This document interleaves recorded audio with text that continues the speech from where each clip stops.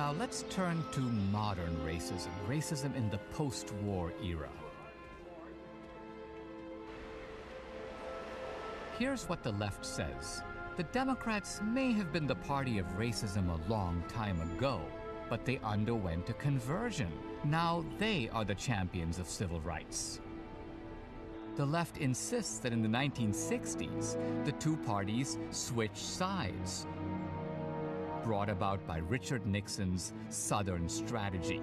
Supposedly, Nixon converted the racists in the Democratic Party, the Dixiecrats, into Republicans. So today, Democrats are the good guys, and Trump and the Republicans are the bad guys.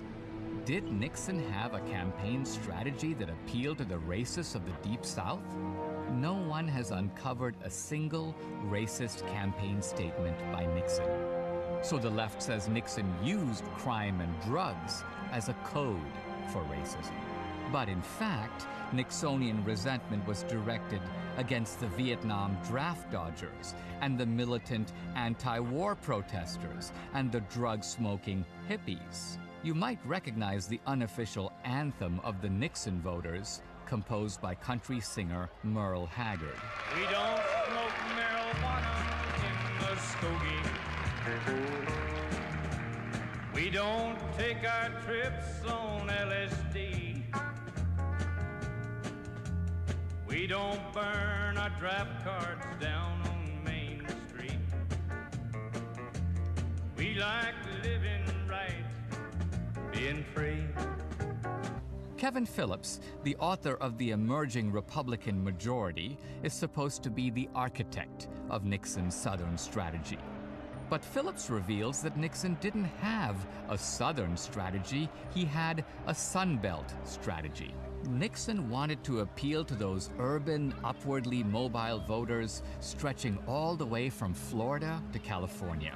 This strategy included the peripheral or Upper South, but it did not include the Deep South. Nixon won the Sun Belt, and he lost the Deep South to Democratic segregationist George Wallace. One of the first things Nixon did when he took office in 1969 was to introduce America's first affirmative action program. Nixon is helping minority people through his black entrepreneurship program. Now, would a racist president playing to a racist base give legal preferences to blacks over whites? Absurd. And what about those Dixiecrats? How many of them became Republicans? Here's a list of senators and congressmen who joined the Dixiecrat Party or voted against the Civil Rights Act of 1964. In the House, just one switched parties, Albert Watson. In the Senate, just one, Strom Thurmond. All the other Dixiecrats stayed in the Democratic Party. They died as Democrats. Case in point. Today, our country has lost a true American original, my friend and mentor, Robert C. Byrd. This is the former Klansman who led the filibuster against the Civil Rights Act. Obama and Bill Clinton attended his memorial service. They mentioned that he once had a fleeting association with a Ku Klux Klan. And what does that mean? I'll tell you what it means. He was a country boy from the hills and hollows of West Virginia. He was trying to get elected. The South's enduring shift into the Republican camp came not in the Nixon, but in the Reagan era. Reagan defended patriotism, free markets, family values, religious liberty. He was pro-life.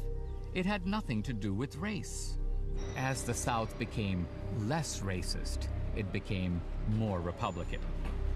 So the progressive Democratic claim that the party switched sides and the Democrats are now the good guys and Republicans are the bad guys is a big lie.